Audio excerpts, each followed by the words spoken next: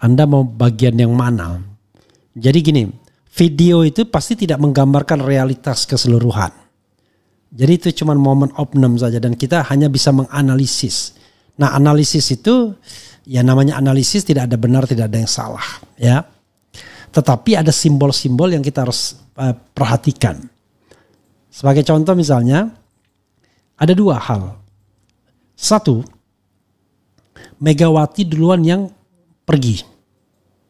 Padahal harusnya kalau hari BPIP, kalau yang penyelenggaranya BPIP, saya nggak tahu. Harusnya kan tuan rumahnya Megawati.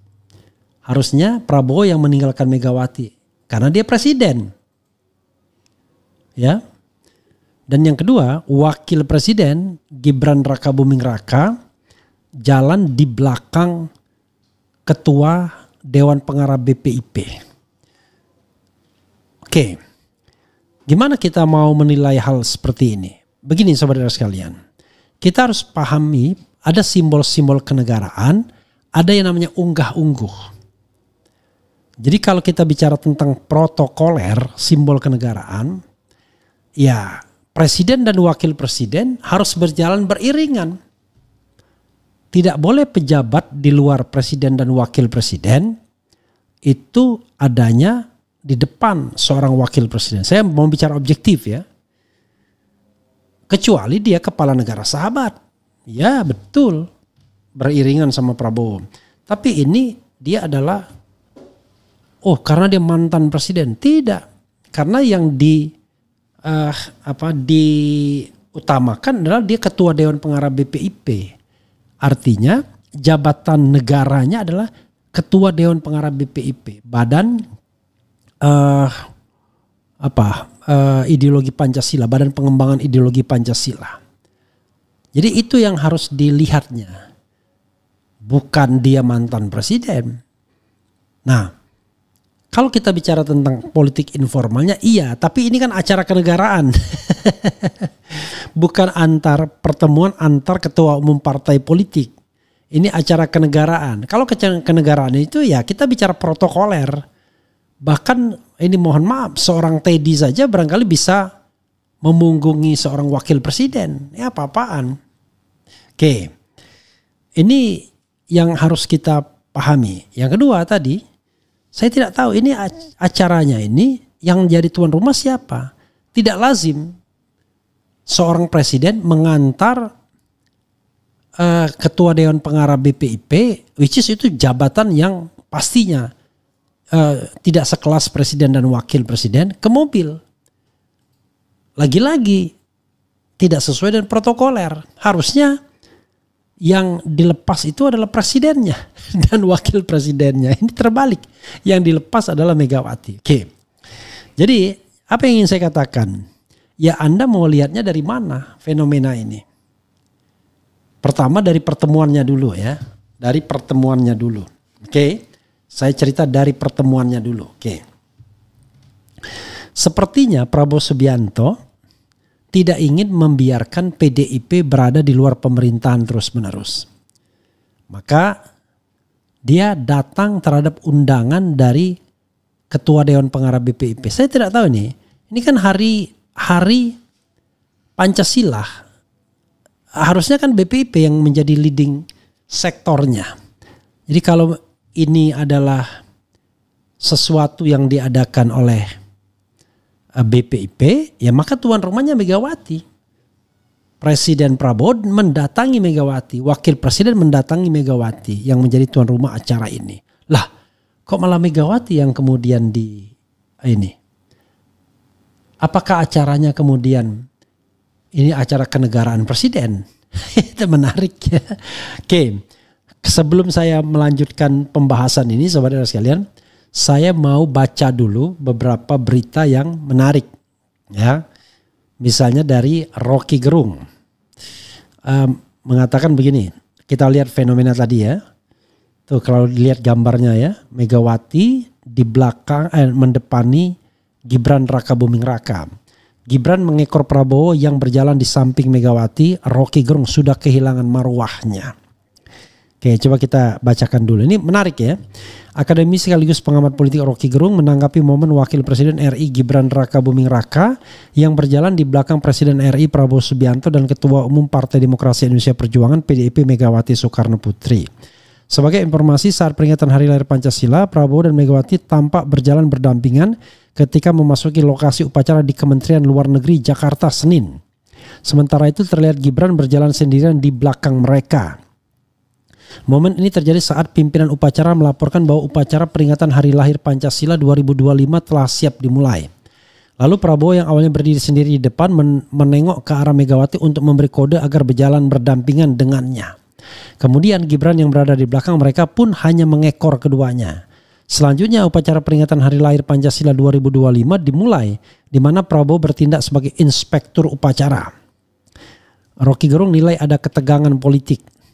Terkait momen Gibran berjalan membuntuti Prabowo dan Megawati tersebut, Rocky Gerung menilai momen tersebut terkesan kurang pas. Sebab Gibran yang statusnya adalah Wakil Presiden RI justru berjalan di belakang Megawati.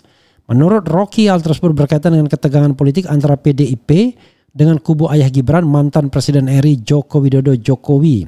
Hal ini disampaikan dalam tayangan video yang diunggah di kanal YouTube Rocky Gerung Official.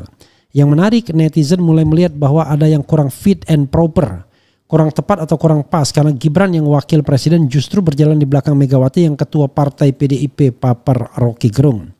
Tentu konteksnya adalah ketegangan politik atau sebut saja awalnya ketegangan sekarang menjadi konflik politik antara PDIP dengan Jokowi. Dan Gibran tidak lagi dilihat sebagai wajah dari kekuasaan tetapi wajah dari Jokowi jelasnya.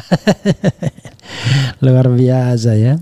Saya kira terlalu berlebihan Rocky Gerung ya. Kalau menurut saya nanti ada alasan lain yang saya akan sebutkan. Kemudian Rocky menilai masyarakat sudah mulai melihat bahwa Gibran tidak lagi memiliki posisi atau status dalam dunia politik. Jadi kalau Gibran berjalan di belakang Megawati lalu netizen mulai menganggap bahwa ya itu artinya secara moral atau bahkan secara sebetulnya politik aristokratik, ujar Rocky. Gibran itu tidak lagi dianggap sebagai sosok yang punya political standing apalagi moral standing untuk berjalan berdampingan dengan Ibu Mega atau Presiden, paparnya. Dilihat dari bahasa tubuh, Gibran sudah kehilangan marwahnya. Rocky Gerung pun menyoroti bahasa tubuh yang dapat menyiratkan adanya ketegangan politik di antara para tokoh. Menurut Rocky, bahasa tubuh merupakan sarana yang paling mudah untuk memahami konflik atau ketegangan politik. Pendiri Setara Institute ini menilai ada kecanggungan yang terlihat dari bahasa tubuh Gibran. Dengan berjalan di belakang Megawati dan Prabowo padahal statusnya sudah wakil presiden RI, Gibran dinilai Rocky sudah kehilangan marwahnya. Lalu terlihat bahwa ada kecanggungan pada saudara Gibran itu, dan kecanggungan itu tentu bagi mereka yang doyan untuk mengamati bahasa tubuh tercermin di dalam langkah atau prosesi menuju panggung, jelas Rocky. Ketika Ibu Mega berjalan dan sejajar dengan presiden, tapi Gibran berjalan di belakang presiden itu mungkin biasa juga tambahnya. Tapi berjalan di belakang Megawati, jadi kelihatannya sosok Gibran ini yang sebetulnya officially adalah seorang wakil presiden, kehilangan marwahnya, kira-kira begitu ya. Memang kehilangan marwahnya karena problem-problem sebelumnya, tandas Rocky. Itu Rocky Gerung ya. Oke. Kemudian coba kita lihat Henry Satrio ya. Kemudian coba kita menerka maksud Prabowo ya, berjalan, biarkan Megawati berjalan di depan Gibran. Oke. Ini dari Henry Satrio nih ya. Analis komunikasi politik Henry Satrio, Hensat, menerka maksud dari Presiden RI Prabowo Subianto yang membiarkan Wakil Presiden Gibran Rakabuming Raka berdiri di belakang Presiden kelima RI Megawati Soekarno Putri dalam upacara peringatan Hari Lahir Pancasila di Kementerian Luar Negeri. Saat itu ketika hendak memasuki area upacara, Megawati lah yang mendampingi Prabowo, sementara Gibran berjalan sendiri dari belakang keduanya.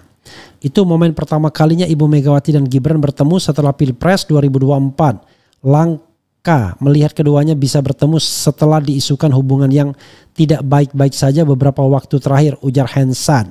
Hensat menyebut Prabowo sedang menunjukkan bentuk penghormatannya kepada Megawati selaku pemimpin di masa lalu. Dia mengatakan Prabowo bijaksana karena menempatkan Megawati di depan Gibran. Bijaksana sekali Presiden Prabowo menempatkan Megawati untuk berdiri di depan Gibran. Ini menunjukkan sikap kenegarawan dan penghormatan terhadap sejarah kepemimpinan bangsa, tutur dia. Tapi at the same time protokoler tidak dihormati. Hensat menilai gestur tersebut bukan sekedar protokoler, tetapi juga memiliki makna simbolis yang kuat. Dia menduga Prabowo ingin merangkul seluruh pihak yang tidak berada di dalam pemerintahan saat ini. Posisi ini mencerminkan upaya Prabowo untuk merangkul semua elemen bangsa, termasuk tokoh-tokoh dari generasi sebelumnya. Ini adalah sinyal politik yang positif, menunjukkan bahwa pemerintahan baru ingin membangun harmoni dan kesinambungan, ujar Hensat. Hensat menilai momen ini bisa menjadi upaya Prabowo meredam spekulasi ketegangan politik antara kubu Megawati dan Gibran usai Pilpres 2024. Gibran sendiri pernah dipecat Megawati dari PDIP pada 2024 lalu lantaran menjadi cawapres Prabowo. Ada isu-isu yang beredar bahwa hubungan politik antara PDIP dan Gibran renggang setelah dinamika Pilpres. Namun kehadiran mereka dalam satu bingkai upacara ini menunjukkan bahwa di atas semua perbedaan ada kepentingan yang lebih besar, yaitu persatuan bangsa, imbuh dia. Sebelumnya Presiden RI Prabowo Subianto dan Presiden kelima Megawati Soekarno Putri tampak jalan berdampingan ketika memasuki lokasi upacara Hari Lahir Pancasila di Kementerian Luar Negeri Jakarta. Sementara itu Wakil Presiden Gibran Rakabuming Raka terlihat sendirian mengekor keduanya dari belakang. Pantauan Kompas, momen itu terjadi ketika pimpinan upacara melaporkan bahwa upacara peringatan Hari Lahir Pancasila 2025 telah siap dimulai. Langkah Prabowo yang awalnya berdiri sendiri di depan menengok ke arah Megawati untuk memberi kode agar berjalan berdampingan dengannya. Gibran yang berada di belakang mereka pun hanya mengekor keduanya dari belakang. Selanjutnya upacara Hari Lahir Pancasila dimulai, Prabowo bertindak sebagai inspektur upacara. Oke, sobat RH sekalian, ya. Banyak hal yang bisa diceritakan sesungguhnya.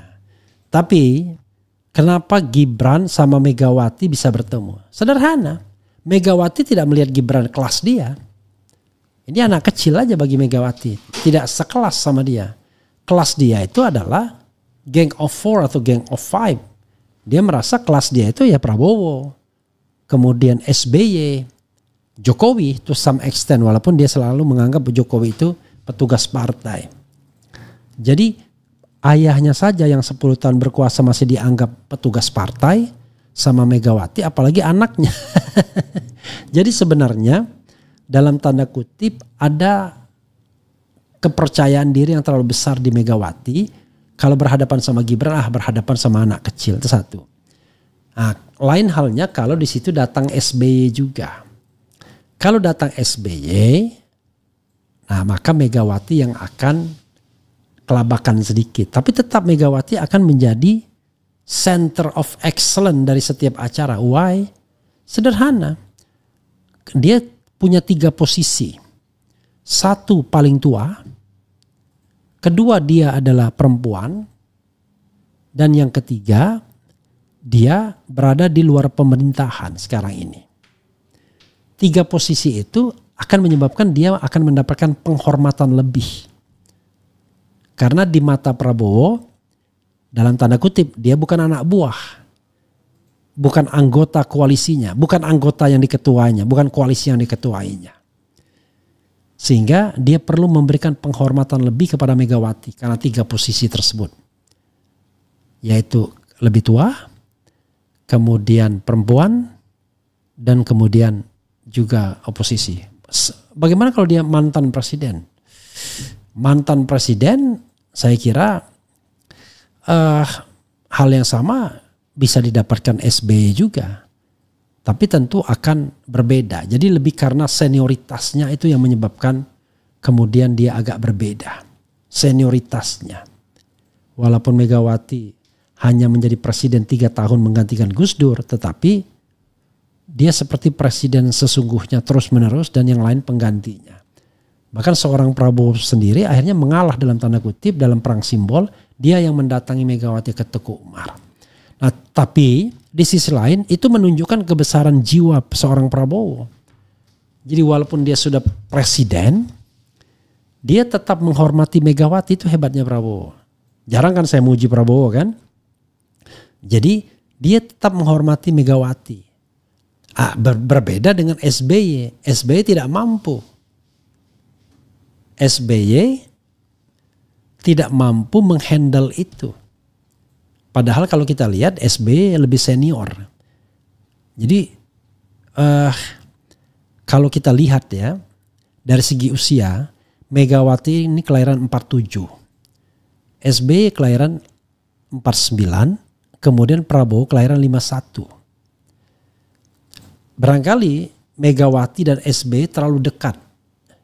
Dari sisi kesejarahan, makomnya berbeda. Walaupun dia menantu seorang Sarwo Edi, tetapi beda dong dengan menantu Soeharto. Jadi makom Prabowo itu memang tinggi. Nah bagi Megawati, Prabowo itu adik jadinya. Ya beda 4 tahun itu cukup agak berjarak lah sedikit dibandingkan beda cuma 2 tahun. Nah menurut saya kenapa SBY tidak datang di acara ini? Sederhana, Megawati pasti tidak berkenan. Kalau SBY datang, Megawati nggak mau datang atau sebaliknya. Demikian juga Jokowi. Fortunately Jokowi sakit, ada alasan. Nggak mungkin mau dipertemukan. Nah ketika kemudian ditanya siapa yang akan hadir, Gibran. Maka Megawati memahami Gibran sebagai seorang wakil presiden. Dan dia bisa menghandle Gibran karena dianggapnya anak kecil saja. Nah, kelebihan Prabowo adalah dia bisa juga menghandle Megawati karena dia menganggap Megawati Mbak Yunya. Jadi dia bisa. Jadi rodok-rodok agak naif juga. Beda sama SBY. SBY tidak menganggap Megawati Mbak Yunya. Kalau Prabowo bisa ada seperti itu. Kan ada orang-orang kan ya dianggap aja adalah sama Mbak Yunya sendiri walaupun dia ngambek toh saya juga masih bisa ngomong. Beberapa orang yang kita dekat kan sering kita begitukan. Tapi beda dengan orang yang kita anggap sebaya. Wah itu nggak bisa lagi konsep kakak dan adik gitu. Jadi itu yang saya lihat. Cuma terlepas dari kebesaran jiwa Prabowo Subianto, ini protokoler kenegaraan bro. Masa seorang wakil presiden kemudian berjalan di belakang pejabat lainnya. Jangan lupa Megawati diundang itu karena dia ketua Dewan Pengarah BPIP. Atau jangan-jangan dia yang menjadi tuan rumah, I don't know exactly. Sepertinya dia harusnya yang menjadi tuan rumahnya karena BPIP. Walaupun di Kementerian Luar Negeri acaranya, tetapi saya lihat tadi orang-orang BPIP banyak yang hadir di sana. Jadi bukan hanya Megawati tapi BPIP. Nah dari sini kemudian saya sadar, siapa bilang Megawati jadi oposisi? Enggak. Megawati itu masih memegang 2 jabatan kenegaraan. Yaitu Ketua Dewan Pengarah BPIP bersama Tri Sutrisno kalau tidak salah. Tri Sutrisno ya. Kemudian bersama Tri Sutrisno. Kemudian Tri Sutrisno datang ya acara BPIP itu. Datang kan dia kan? Kalau tidak salah Tri Sutrisno datang. Tapi kita tidak melihat bagaimana jalannya Tri Sutrisno di sebelah mana. Kalau dia dilihat dia senior, jauh lebih senior Tri Sutrisno. Karena Tri Sutrisno usianya sudah tahun ini sudah memasuki 8 atau 90 tahun ya Tri Sutrisno. Jadi hal-hal seperti itu. Cuman memang Tri Sutrisno kan bukan mantan presiden, itu saja masalahnya. Dan bagi Pak Harto, bagi Prabowo berpikir walaupun dia lebih senior daripada gua, tapi kan dia anak buahnya mertua gua, mantan mertua gua. Jadi ada hal-hal seperti itu juga. Jadi saudara sekalian, kita puji Prabowo Subianto karena bisa menghandle seorang Megawati yang tentu tidak pernah mau disepelekan atau direndahkan. Tetapi kita juga kritik Prabowo yang sudah merusak protokoler. Jadi dia merusak jenjang birokrasi dengan mengangkat TEDI yang eselon 2 tetapi lebih powerful daripada seorang menteri koordinator. Kemudian merusak protokoler seorang wakil presiden juga ketika dia menghandle pejabat yang sebenarnya di bawah wakil presiden gradingnya. Kan Megawati hadir karena dia sebagai ketua Dewan Pengarah BPIP, bukan sebagai ketua umum PDI Perjuangan. Dan itu adalah lembaga yang dia secara ofisial masih menjabat di sana. Masih dia mendapatkan fasilitas negara. Masih dia mendapatkan honor atau gaji dari negara. Dan dia juga ketua Dewan Pengarah BRIN. Badan Riset dan Badan Riset Nasional. Jadi sebenarnya Megawati tidak pernah benar-benar menjadi seorang oposisi sesungguhnya dalam konteks ini. Apakah itu baik atau tidak tergantung kita melihatnya. Kalau misalnya kita melihatnya sebagai sebuah persatuan nasional para elit, ya baik-baik aja. Tetapi makin tidak ada oposisi di dalam pemerintahan Prabowo, makin Prabowo merasa tindakan-tindakan dia benar, tidak ada yang mengontrol. Jadi yang beroposisi ya orang-orang kayak saya saja. Yang secara real tidak punya kekuatan apapun. Cuma kekuatan moral aja. Cuma moral force. Tidak punya organisasi, tidak punya bolo, tidak punya harta, hanya punya voice saja. Didengar syukur, tidak didengar ya nggak apa-apa juga. Karena kita nggak punya agenda politik. Nah ini yang berbahaya justru. Karena tidak ada kekuatan lain yang mengontrol pemerintahan. Karena kalau misalnya ada kekuatan yang kuat mengontrol pemerintahan, biasanya itu bisa bernegosiasi. Kalau suara-suara dari luar seperti saya, nggak ada ruang negosiasinya. Ya, mau dengarkan syukur, nggak didengarkan, tidak apa-apa juga. Tapi jangan lupa suara moral dari masyarakat, ya itu kadang-kadang bisa powerful juga kalau seandainya memberikan efek penyadaran bagi masyarakat. Begitu ya, sahabat era sekalian. Jadi lalu Gibran bagaimana? Apakah Gibran seorang yang rendah hati sehingga dia mempersilahkan Megawati berjalan di depannya? Tidak. Terlihat dia canggung dalam acara-acara seperti ini. Bagaimana dia menempatkan diri? Di satu sisi dia orang nomor 2 di Republik Indonesia ini. Tapi di sisi lain dia merasa kursi itu terlalu besar bagi dia. Ketika dia melihat tokoh seperti Megawati yang dipikirkan dia bukan rakyat Indonesia dia, tetapi seorang tokoh yang jauh sekali kualitas dan kemudian kapasitasnya dibandingkan dirinya walaupun dia memegang jabatan formal sebagai wakil presiden. Jadi kalau Rocky mengatakan sudah kehilangan marwah, kalau saya mengatakan marwah itu tidak ada. Marwah sebagai seorang wakil presiden orang nomor 2 itu tidak pernah ada. Sehingga dalam acara apapun Gibran akan merasa canggung, akan merasa teralinasi, merasa terpinggirkan. Entah kalau tahun depan ketika dia sudah berasa lebih enjoy dan lain sebagainya. Tapi for this now, ya for the time being, ya begitulah dia. Dia serba canggung, nggak bisa ngapa-ngapain, kemudian menempatkan diri juga tidak terlalu bagaimana. Nah untungnya dia punya badan yang lumayan lah ya, safe dia. Body shape-nya lumayan. Coba bayangkan kalau body shape-nya juga agak bermasalah ya. Untungnya body shape-nya lumayan. Besar, cukup tinggi kan. Gitu. Jadi sahabat era sekalian, inilah kalau kita kemudian bicara tentang demokrasi yang tidak bertanggung jawab.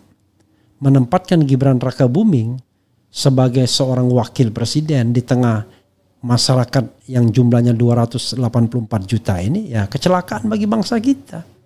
Apalagi kalau seandainya Prabowo berhalangan tetap dan dia harus menjadi presiden. Dia tidak cukup mature, ya kan? Tidak cukup dewasa untuk memimpin bangsa sebesar ini. Bukan karena saya atau kita meremehkan kapasitas dia, tetapi belum cukup. Itu persoalannya, ya. Even myself, for example, ya, I'm older than Gibran Rakabuming Raka. Saya sendiri tidak merasa pantas, sama, jauh dari pantas, ya kan. Padahal kan kita bisa berpikir bahwa apa sih kelebihan Gibran, misalnya dibandingkan saya? Ya kelebihannya adalah dia anaknya presiden, kan itu saja kan. Tapi apakah Anda melihat dia punya kemampuan pidato yang baik? Punya visi yang baik? Kan enggak. Punya cara pandang yang excellent? Kan enggak. Pernah enggak Anda melihat bagaimana dia kemudian membakar massa untuk berpidato? Kan enggak juga. Apa kelebihannya? Ya dia only one, dia anaknya Jokowi, itu saja. Yang 10 tahun berkuasa dan powerful, bisa menggerakkan state apparatus, state facility, dan state financial. resources ketika Pilpres 2024 dan Prabowo sadar itu. If you want to win the election, the presidential election, then you take Gibran for your vice presidential candidate. Itu dia lakukan dan sukses. It was successful. Jadi Prabowo, he was clever at that time. Dia tahu yang namanya menang pemilu itu ya harus dengan cara seperti itu. Tidak cukup hanya dia pick somebody as the vice presidential candidate dan orang itu punya kualitas misalnya. Nggak cukup. Orang itu haruslah punya kedekatan dengan Jokowi yang faktor yang sangat mungkin determinatif untuk proses kemenangan Pilpres 2024. Artinya dengan spekulatif saya mengatakan seandainya dukungan itu adanya kepada Ganjar Pranowo, Ganjar yang menang. Kalau dukungan itu ke Anies, Anies yang menang. Nah itu yang namanya determinatif dia. Karena tadi menguasai 3 tadi, financial resources, state apparatus, dan state facilities. Jadi fasilitas negara, keuangan negara, dan aparat negara. Selesai permainan. Begitu sahabat sekalian ya.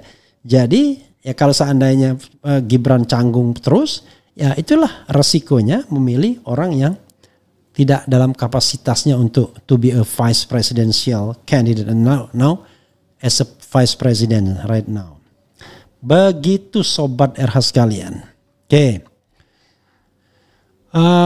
Coba kita bacakan komentar sobat RH sekalian. Tapi yang relevan saja ya. Saya hanya ingin membacakan karena sudah 40 menit ternyata saya live. Saya ingin membacakan nah ini Muhammad Yahdi ya. Gibran jauh levelnya di bawah Pak Tri dan Bu Mega terlepas dari hiruk pikuk yang terjadi saat ini. Beliau berdua berjasa pada negara ini. Lantas apa jasa Gibran selama ini selama dia jadi wapres? Bro nggak bisa dibandingkan ya. Saya dalam konteks ini nggak setuju. Nggak bisa dibandingkan. Karena yang satu memang baru. Sementara yang lain udah sangat senior sekali. Anda nggak bisa membandingkan seseorang yang usianya jauh sekali seperti Pak Tri dengan Bu Mega yang usianya sudah 70-an dan 80-an. Bahkan hampir 90 tahun seperti Pak Tri. Jadi nggak bisa kita bandingkan begitu saja. Kalau bandingan harus apple to apple. Tetapi saya bilang belum saatnya benar dia. Belum saatnya dia menjadi orang nomor 2 di Republik ini dengan kualitas atau kapasitas seperti sekarang ini. Ya, lucu juga sih ini wapres seperti tidak punya fungsi sebagai wapres. Harusnya interaksi wapres dan para tamu itu minimal setara. Wapres seperti juru kuncen. Ya ngikutin aja. Ya, tidak terlihat bahwa dia pegang peranan dan lain sebagainya. Nah saya membayangkan Gibran kelihatannya selalu akan tertekan setiap dia menghadapi upacara-upacara kenegaraan di mana dia harus berhadapan dengan tokoh-tokoh senior ini. Terlebih kalau tidak ada ayahnya misalnya. Lucu juga kan? Ada ayahnya dia di belakang juga. Kan harusnya ayahnya secara sadar mengatakan now you are the vice president. I'm just a former president. Ya kan? I stand back. You stand in front of me. Kan mestinya begitu. Oke. Itu saja ya saudara sekalian. Mudah-mudahan bermanfaat. Wassalamualaikum warahmatullahi wabarakatuh.